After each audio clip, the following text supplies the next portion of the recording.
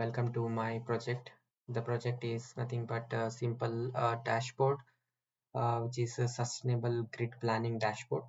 So here on the screen, as you can see, this is nothing but the map of Czech Republic.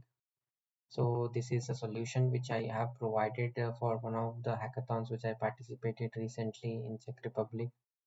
So now the on the screen you can see some of the points with red and blue color. So here these points are nothing but the grid points or the electricity grids which are located on in the Czech Republic. So here the red points are the points with 400 kilowatts capacity, and the blue points are nothing but with the 200 kilowatt capacity. So now the solution here is to provide the suppliers of the electricity with the optimal solution. For example, whenever there is a natural calamity or say an unavoidable situation occurs, then for example now the electrical supplier has to change this point to some other location, while this point has been identified as a possible location where some natural calamities might occur in the next say 5 or 10 years.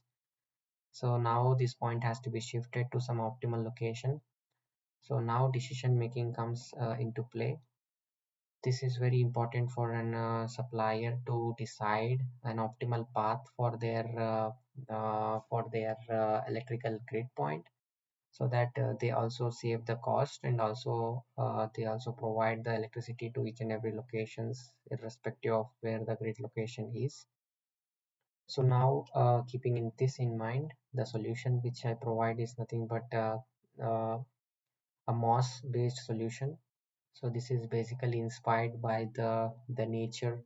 So nature itself is unique, and nature always has its own way of providing solutions to the problems. So keeping this in mind, I have built a swarm-based solution.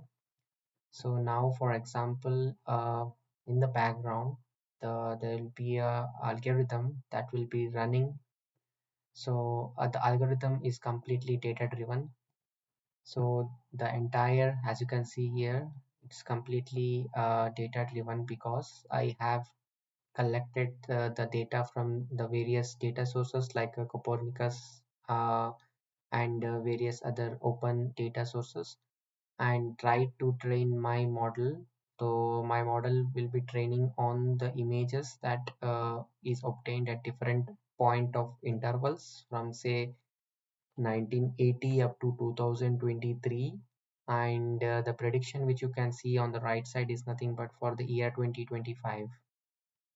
So the model is now almost capable of predicting the exact locations of the hotspots. Hotspots are nothing but, you can say, the no build zones.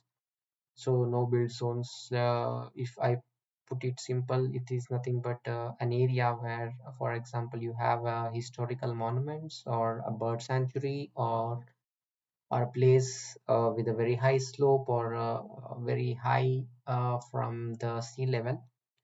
So these are all considered as an hotspots, or the regions where you can mm, uh, where you cannot construct anything. That's a no construction zone. So the model is already trained, and model is able to predict those hotspots.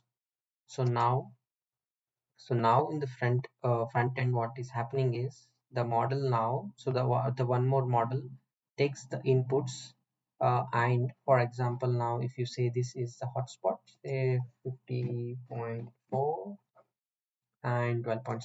So this in the future might be a potential hotspot. Then you just have to add this into the database and then generate a layout. When you click on generating a layout, this the path which you see on the map gets optimally changed. So the change will occur basically upon the data on the model's predictions. So now if I click on the generate layout, so yeah, now this is the hotspot.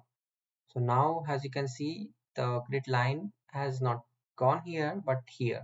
So now this is the point which is actually not a hotspot according to the model. So it chooses this location as the next grid point.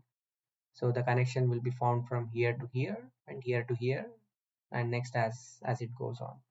So you can add multiple hotspots depending upon the predictions which you get from the model, or the predictions which you get from any geological surveys.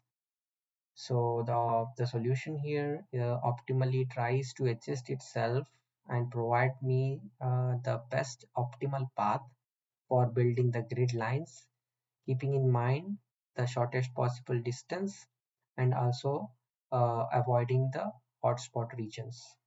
So this is a solution, and yeah, thank you for your time, and if you have any doubts you can reach out to me, and the code you can get it on my GitHub profile. Yeah, thank you.